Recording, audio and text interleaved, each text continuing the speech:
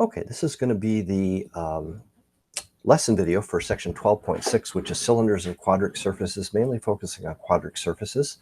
So this is to talk about some other sorts of objects that occur in three-dimensional space and how the equations relate to that, besides the ones like spheres and things that we've talked about before. We'll get started. There is a nice kind of 3D web-based application. There used to be a lot of really good 3D graphing softwares that you could just use online, but so many of them rely on Java, which a lot of computers have shut down for security reasons. So this one with GeoGebra doesn't require even JavaScript or anything. So you can use this if you want to try to visualize, although we want to be able to sketch things without that, like on the test. This will be prohibited to allow you to use that. But it's there in case you want to use that, so you can check that side out. All right, let's take a quick look. So we know in cylinders in 2D, we talked before about the fact that if you have the equation x squared plus y squared is 4, it represents a circle in two-dimensional space. But if we had that same equation in R3, then that means that we would be able to have a z variable, but z is undefined, so it can be anything. And if z can be anything, then that circle just gets extruded up in the z direction to form a cylinder. And we could also have z missing, or we could have, well, z missing in this case, but we could have x squared missing or the y squared term missing and have cylinders in the other directions. So we already talked about that, right? And if we look at like traces, where we are essentially saying what happens if we pick a particular value of one of the variables and set it, and then trace in the other plane, like fix y for y equals 0, and then sketch what happens in xz, that is referred to as a trace. And sketching traces in the xy, xz, and yz planes are actually one of the things that are going to be on the chapter 12 test. So we need to cover that, and we will talk about that in more detail later in this lesson. Okay, so if we have a cylinder like that, where one of the variables is completely missing and the cross section is a circle, we call that a circular cylinder. If we have something like this, an elliptical cylinder, then or we would call this an elliptical cylinder if the cross section in the, say, the xy plane here, because z can be anything, is that. And just to remind you about how that works, so the standard form for an ellipse, if we divided both sides, all this by 4, we would have x squared over 4 plus y squared over 2 equals 1. And so if you think of this as x squared over 2 squared plus y squared over the square root of 2 squared, right, going all the way back to Honors Algebra 2, this gives you the x-intercepts of the axes. So the x-intercepts are going to be at plus and minus 2 here, right? And the y is going to be at plus and minus, actually the 2 would be out here and the negative 2 there. You would have positive square root of 2 and negative square root of 2, right? So you divide by this number out here, and then this determines this. Whichever number here is larger determines the largest direction, right? So this would be longer in the x direction than the y direction. Okay, and you can actually also have something where you have like y equals x squared. The z term is missing, so it can be anything. But this is actually y equals x squared, which is a parabola, and then that parabola would be extended in the z direction.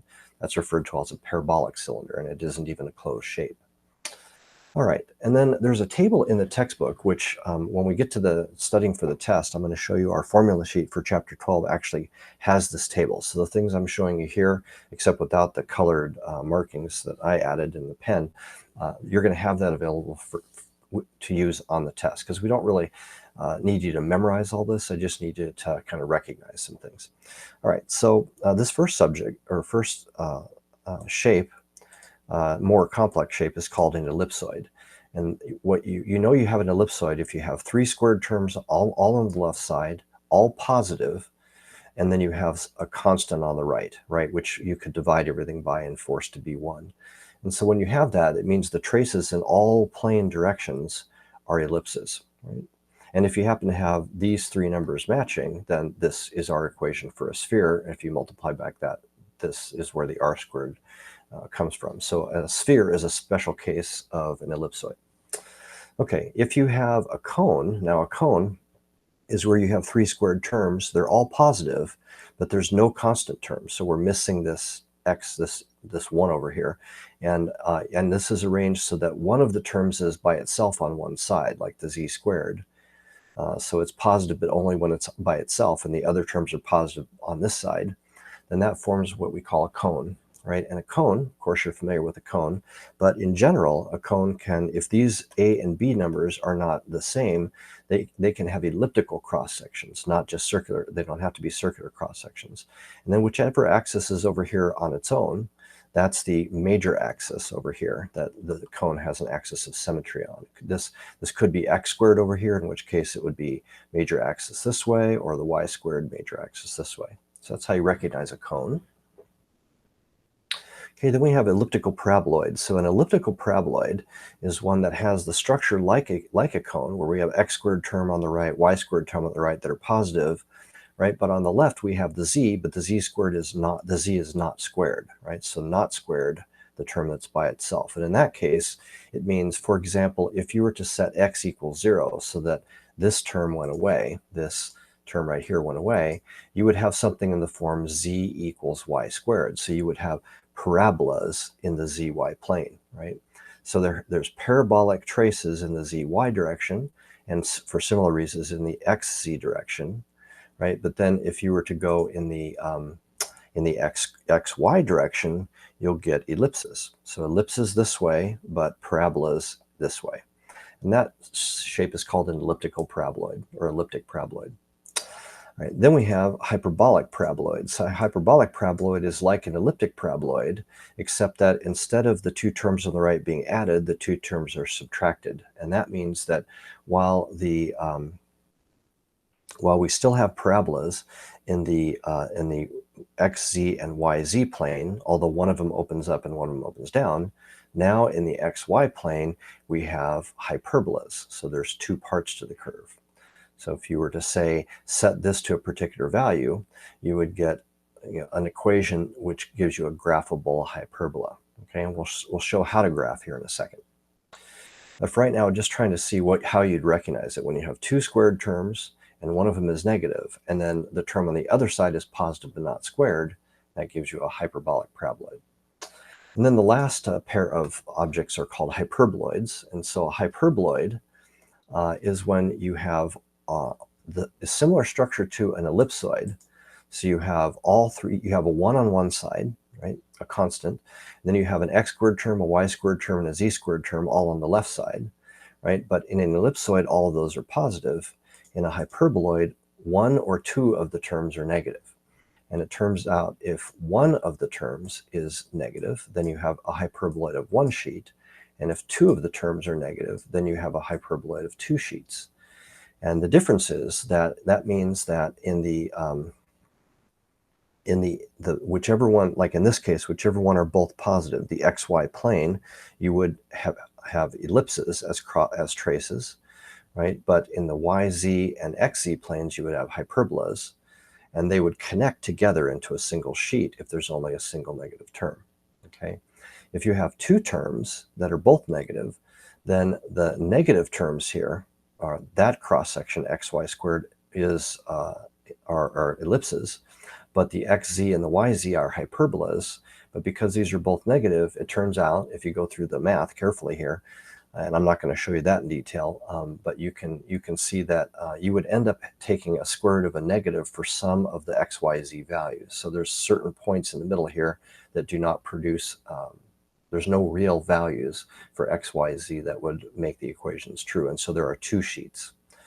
Okay, so the way you recognize that is you have a structure like an ellipsoid with three squared terms, but one or two of the terms are negative. That gives you a hyperboloid. All right, so then normally what we do in the class is we have people jump in and say, okay, 21, what's the name of this and which of these does that seem to match? So we're going to go ahead and do that right now. Go ahead and pause the video, try that, fill these out for yourself, and then unpause and see if you get these right. So number 21 has three squared terms and a constant over here. So this is definitely, these are all positives, so this is an ellipsoid, right? And these are the two ellipsoids, so we have to try to figure out which one it is. This one has z as the largest numbers, like the largest intercepts, and this has x. So if I just thought of this as, let me change colors here a little bit. If I wrote this as x squared over 1, so this is x squared over 1, and I thought of this as being divided by 1/4, which is the same as y squared over 1/2 squared. and this as z squared over 1/3 squared, then we can see that actually x has the largest intercept, right? And then y, and then z. So because x has the largest intercept, that's going to be this object down here, right? So this is object number 7. Okay. Number 22 also has three squared terms that are all positive, so it is also an ellipsoid. And therefore, this must be the other ellipsoid, right, which would be number 4. Okay. All right, this one has, let's see, 3 squared terms and a constant, so it's either an ellipsoid or a hyperboloid. It has only one negative term, so that's going to be a hyperboloid of one sheet.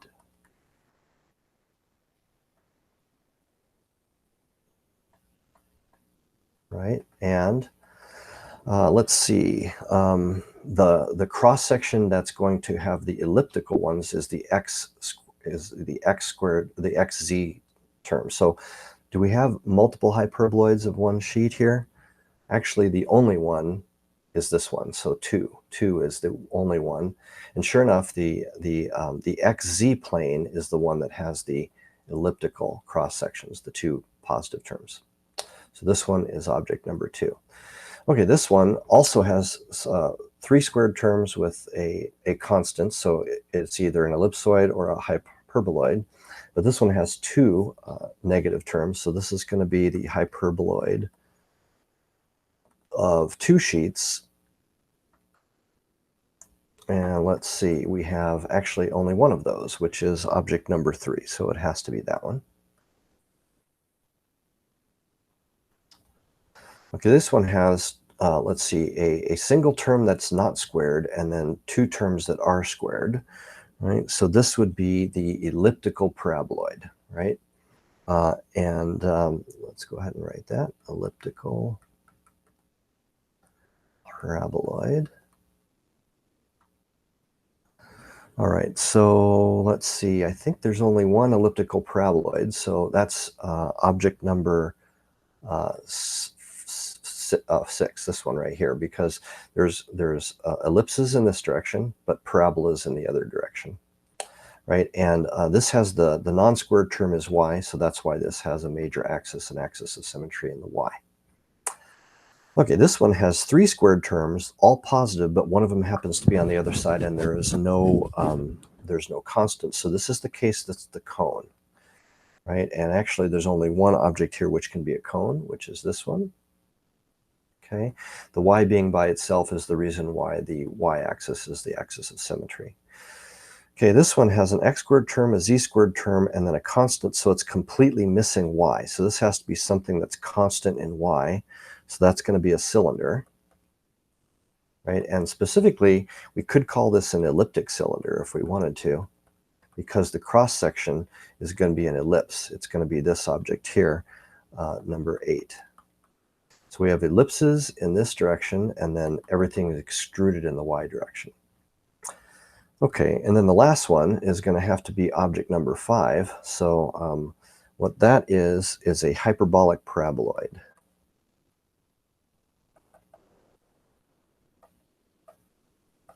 Right? It has 2 squared terms, like the elliptical paraboloid, except that instead of both these being positive, it has a minus here, so those cross sections are elliptical in those planes. Okay? I'm sorry, they're hyperbolas in the xy plane. All right, so let's keep going here. We can name these surfaces too. You can go ahead and pause the video and then try to name these surfaces just based on the equations and looking at that table. And by the way, you can find that table posted in the on the Friday page, or if you look in Schoology for the calendar for this week, there is a formula sheet for next week's test, and this has the table that I'm referring to here. All right, so the first one here, this would be 2 squared terms, positive, 1 non-squared term means it is a paraboloid, and it has elliptical cross sections, so this would be called an elliptical paraboloid. Okay, number 12 here has 3 squared terms, 1 negative, 2 positive, and then the 0 here right? So that's actually the same as moving these to the other side. I should be able to write this as z squared. Actually, I could write this as y squared equals 9x squared plus z squared, and that makes this a cone, actually. So if in effect there is no constant, and the no constant case is a cone. You could even be more specific and call it an elliptical cone because the cross sections are elliptic. Okay, this one has an x squared term, a y squared term, a z squared term, no constant, right? So this is also an elliptical cone. In this case, the axis of symmetry would be the y. In this case, the axis of symmetry would be the x. Okay, here we got an x squared, a y squared, a z squared term, but a constant, which we could divide through by and get a 1. So that makes this an ellipsoid. All right. And then in this case, we have a constant term. We have x squared, y squared, z squared, but 2 of them are negative. So this is going to be a hyperboloid, but because 2 are negative instead of 1, this would be a hyperboloid of 2 sheets, right, with elliptical cross sections in the xz plane. Okay, and then for 16, let's see, we have so you could view this as z equals negative 4x squared minus 9y squared. So there is no constant here, but we have or you could even think of it as negative and then 4x squared plus 9y squared. So this is in the form of an elliptical paraboloid, right? And the zx graph is going to be parabolas, the zy graph is going to be parabolas, and then in the xy plane there'll be ellipses. So elliptical or elliptic paraboloid. Okay. All right, this one has x squared, y squared, z squared terms. You could divide, there's a constant, so this is another ellipsoid. Let's see, same thing here, except that we have one negative term. So this is going to be like this. It's a hyperboloid, but this had 2, so it was 2 sheets. This one is a hyperboloid of only 1 sheet.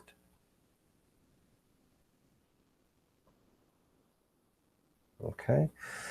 And then this has a non-squared term, and then the other squared term has squares here. So this is going to be the hyperbolic paraboloid. So it's a paraboloid, but it has the form of a hyperbola in the other direction. So hyperbolic paraboloid there. And the same thing here with just a different axis. This would have major axis y, this would have major axis x. Hyperbolic paraboloid as well. Paraboloid. Okay, so what you really can do is try to put this in an equation form that matches one of the things in the table, and then just find that in the table. So we're not requiring you to memorize those. Okay, the next thing we're going to do is sketch something given an equation and try to draw the traces for that object in the xy, yz, and xz planes. So this is complicated enough that I just went ahead and put this entire example right in the notes. So let's say you wanted to sketch this equation of this object, right? The first thing we would do is we would try to group the x terms and the y and the z terms together to try to complete the square for anything which is squared, right? So I'll just walk you through this step by step, right? In this step, what we're doing is we're saying just group the x with its x squared, the y, the z squared term together. Whenever you have a squared term, then try to complete the square. So we could do something like cut this in half, write that number up there, and then balance that over here to say that this part here is really x minus 3 squared, and we have the minus y. This could be just z minus 0, so we're already in standard form. And that means that we essentially could bring this over to the other side, and we would have something with an x squared term, a z squared term, and then a y term that is not squared, right? So you kind of think of it as, you know, for any y that I put in here, I'm going to have an ellipse with a different radius. So this is going to have, as I move in the different y's, it's going to have, in fact, I can almost start to get an idea of what this looks like, just to kind of think about it. Let's just do that for a second. So if I pick a particular y, like let's say I put a 1 in here for y, then this would be the equation x minus 3 squared plus 2z squared equals 0. right? Which is going to be like an ellipse with radius 0, but centered at x is positive 3, z is 0. So out here at 3, 0, there's going to be just a dot, right? Okay, but then if I were to go up to y is 2, now that would be the equation x minus 3 squared plus 2z squared equals 1. So that would be an ellipse. Actually has, if I were to graph that, that would be, I could think of that as x minus 3 squared over 1 plus z squared over 1/2, which is the same as 1 over the square root of 2 squared. And so that means that in the x direction, we would, from our location, so I'm going up here to y is 1, I would be going 1 in the x direction, right? But then I would be going 1 over the square root of 2, right? So some distance in the z direction, which is smaller. And I would have a little ellipse there. And as this radius got bigger, as I got to bigger and bigger y's, this would have that same kind of scaling, and it would eventually form a shape that looks kind of like this, right? Just to kind of give a picture of it. It looks like sort of like a cornucopia kind of, right? It's like a funnel. Not really a funnel, more, it's got its own shape. All right, so, but the point of this slide is that you may have to complete the square if you want to put something to forms to get an x squared term, a z squared term, and a y term. Okay, so now we want to do what's called drawing the traces, okay? And there's a specific thing we're going to ask you to do, and even on the test. So if we have that, once we've got our equation, right, here's our equation here. Let me write it again up here. It is x minus 3 squared plus 2 times z squared equals y minus 1. So what we're going to do is we're going to say, what would happen if I just allowed one of the variables to just be a different constant so that I could kind of move through the object. For example, let's let z be a constant, which we'll call k, and then let's see what effect that would have on the equation. So if you put the k in there, then you would have x minus 3 squared plus 2 times k squared is this, right? And that means that if you kind of rearrange this equation, you would have something in the form y equals x minus 3 squared plus, and then this whole thing is some constant, right? So basically, this is the form of a parabola, right? Y equals x minus 3 squared plus a constant, right? Or you can even think of it as, you know, well, let's just try plugging some values in. If I plug 0 in for k, I get the equation y equals x minus 3 squared plus 1. And if I graph that, I would have a parabola that has its vertex at, let's see, 3 in the x direction and 1 in the y direction. So there's the vertex, and then it would open upward, right? So for k equals 0, you'd have something like this. Okay, if I made k as 1, then that would make this 2 plus 1, so this constant out here becomes 3. And so what happens is that exact same shape, right, except shifted up 2 more. So, you know, vertex up here, this is the shape of the trace for z equals 1. And then if I allowed z to be 2 by setting k to 2, then this would move all the way up here to 9. So there's a whole family of shapes here depending on where I am in z. What I'm essentially doing there, I don't know if this will come off, I'll see if I can show you, is I'm changing z in this picture. It would probably be too confusing if I try to draw that, but if I tried to draw in this direction, I would have curves like this that are different depending on what z value I select. So it's probably harder for me to show you on that. So this is what we would expect on the test. Pick a plane, xy, set the other variable to different constants, and then graph the resulting equations in the xy plane. If you did the same thing over here in the yz plane, right, so that means we're going to set x to a constant. So that would be some sort of constant. Then you could solve this and get that would be y is 2z squared plus some constant that's going to change depending on what I set x to, what constant. So when I set it to 0, I would have y is 2z squared plus 10, right? So that would be something way up here, starting at a y-intercept of 10, and then have a very steep kind of narrow parabola. when x is 1, setting this to 1, then this would make the constant smaller,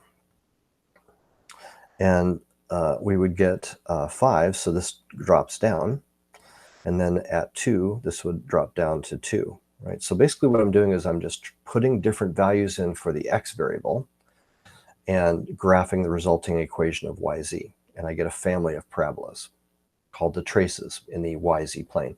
If I wanted to do this for the xz plane, then I'm going to be setting different values of constants for the y variable, okay?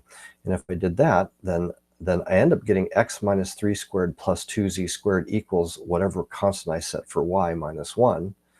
And so now this is in the form of an ellipse, right? If I set this to 0, for example, I would have something where I would have a -1 out here, and in fact there's no curve at all. I'd have to go up to the k value of 1 before I'd even get a point, because if I put a 1 in here, I get 1 minus 1 is 0. So this would just be x minus 3 squared plus 2 times z squared equals 0, which is like an ellipse with radius 0, so it's a point at x is 3 and z is 0. And then if k is 2, then this constant out here would be 1, so that would be an ellipse. Let me just show you this one being graphed really quickly. So if I had, I'd have x minus 3 plus 2 times z squared, and if I just divide by 1, then that means that effectively this is the same as x minus 3 squared over 1, and then that 2 here could be written as 1 over 1/2, right? Which is the same as x minus 3 squared over 1, and then z squared over 1 over the square root of 2 squared, right? So that means that from this location, right, the x-intercepts for the major axis ellipse would be plus 1, but they'll only be plus 1 over the square root of 2, which is like 0.7. So this is narrower in the z direction than it is in the x direction. And then as this radius goes up, everything keeps going up, right? So we'll have elliptical cross-sections in this way. And then if you wanted to imagine graphing it, you'd have to imagine, okay, what if I had, ellipses in the zx plane, right? But then I have parabolas in the xy plane and the x and the yz plane, right? So you can kind of see how those sketches, these sketches here, if you were to kind of place them in 3D, here's the xy plane down here, and I rotated everything to kind of match. There's those graphs. Here's the parabolas in the z, and here's the ellipses in this direction. Then you'd have to try to graph this. So, if we ask you to graph on the test, which we will, I think it's very hard to go from the sketches or from the traces to the graph. It's more like you have to look at the resulting equation, x minus 3 squared plus 2y or z squared equals y minus 1, and say, all right, there's a vertex here, right? And the vertex is at positive 3 for x, positive 1 for y, and 0 for z, so I can locate this point. And then you have to recognize the fact that since one term is not squared and the other two are positive, that this is an elliptic paraboloid. Elliptic paraboloid.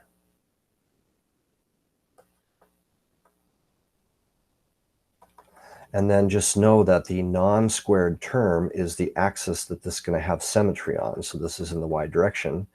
And know that we have ellipses here, right, where the x has, so if you think of this as the x term is over 1 and the y squared, or the z squared term is over 1 over 1/2, this number is larger than this. So this has a larger in the x direction than the y. So I would make it, or the x direction than the z. So I would make a large ellipse in the x direction, small ellipse in the z direction.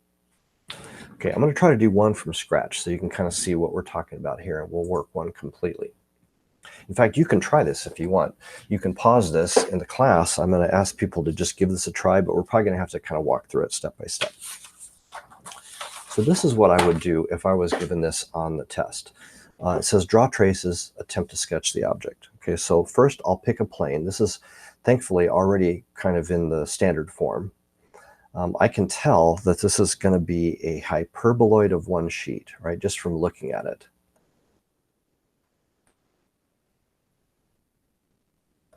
Right, because it has one negative squared term and a constant. Okay, so what I would do is I would say, let's look at the xy plane first, which means we're making z equal a constant. I would take this equation, right, and I would just just move the z term over to the other side. So I have 4x squared minus 16y squared equals 16 minus z squared.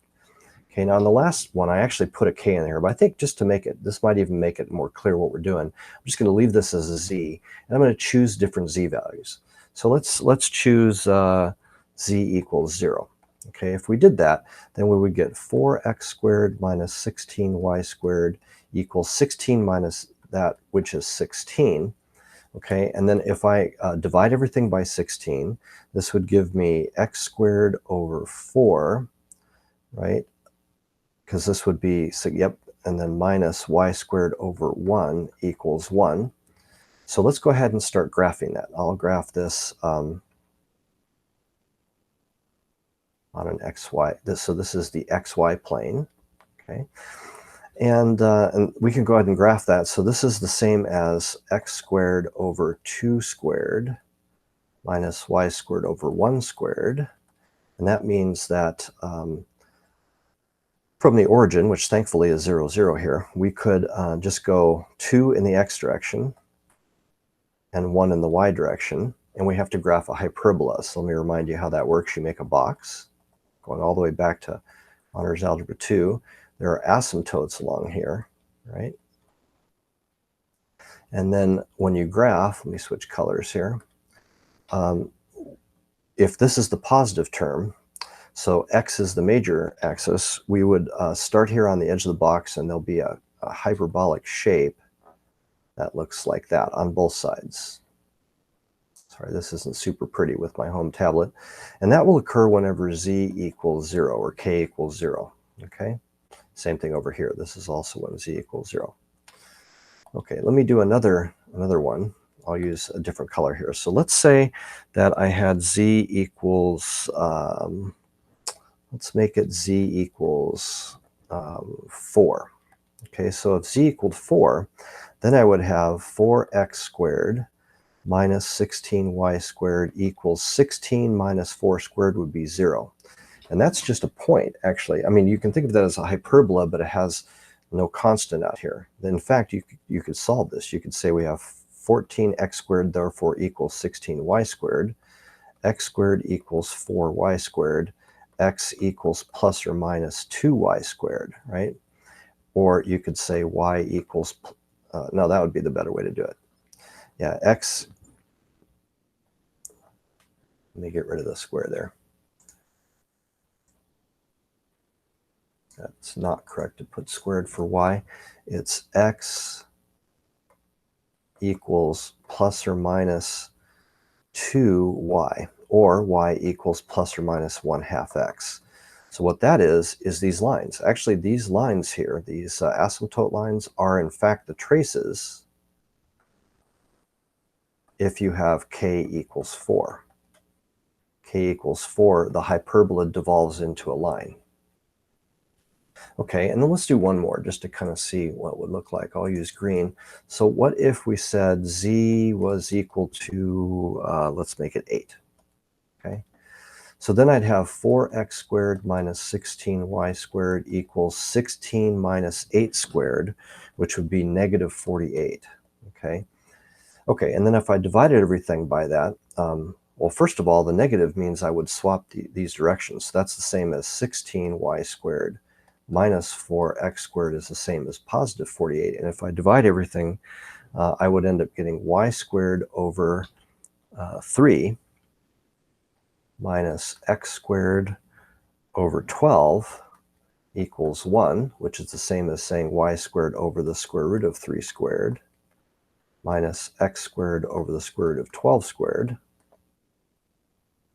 Right, so now we have a parabola which has a major axis in the y direction, and we have to have a box that goes the square root of 3 in the y direction, and the square root of 3 is, what is that? approximately 1.8, I think. 1.73. So if I went up 1.73, so maybe to about here, and then the square root of 12 would be 3.46. So 1, 2, 3. So further out here. So a bigger box like this. But this time we would have an we would start from the y-axis. So actually, this becomes hyperbolas that look like this when we have k equals 8. Right, so very complicated scenario here. So this would be the traces just for the xy plane for this. All right, and then what we'll need to do is traces for the other two planes as well. So let me copy this to another page. We just did the xz plane, so let's do the yz plane. So for the yz plane, we're making x the thing that we're setting to different constant values. So if I move the x squared term to the other side, right, I would end up getting, I could write this as z squared minus 16y squared equals 16 minus 4x squared. I'm going to plug in different values for x and see what the equations turn out to be. So let's try x equals 0 first. Okay, and if we did that, we would get z squared minus 16y squared equals 16. If you divide everything by 16, you get z squared over 16 minus y squared over 1 equals 1. So that's the same as z squared over 4 squared minus y squared over 1 squared equals 1. And that means in our graph, let me kind of, maybe I could kind of do it in the upper corner here. So now we have the yz plane. Let's see, we're going to have a hyperbola, right? Again, this time in the z direction, we go plus and minus 4. And we only go plus and minus 1 in the y direction to form our box. Okay, and so then we would have, imagine that there were asymptotes here. And starting with the z, we would have some sort of a really narrow hyperbola that goes up here like this, and also one that goes like this. Okay, and that would be for the x equals 0 case. Same thing up here. Okay, and then if you wanted to do a different number for x, let's do, let's set x equal to 2, for example. So that would be, I think we're going to need more space. So let me do that up here. X equals 2. If I set that as the constant, we'd have z squared minus 16y squared equals 16 minus 4 times 2 squared, right? And that's actually going to be 0. So this is that degenerative case where z squared equals 16y squared, z equals plus or minus 4y. And so this is going to be the asymptote lines. In fact, the asymptote lines for that box, I'm not quite drawing that right, but through these corners, they show up whenever we have x equals 2. Okay, and then if I need another one, let's do maybe x equals 4. So on the test, we're going to ask you to do a minimum of 2 traces for each, or 2 constant value sets of traces for each of the 3 planes. Here we would have z squared minus 16y squared equals 16 minus 4 times 4 squared, which is actually going to be negative 48 again. So we'd have 16y squared minus z squared equals 48, y squared over 3 minus z squared over 48 equals 1, or y squared over the square root of 3 squared minus z squared over the square root of 48 squared equals 1. And so this is going to be hyperbolas again, but this time opening in the y direction. And with square root of 3, which is, we said, about 1.7 in this direction, and then square root of 48 in the z direction. So that's going to be 6.9. That's quite a bit larger up here. So the box for that is a lot bigger.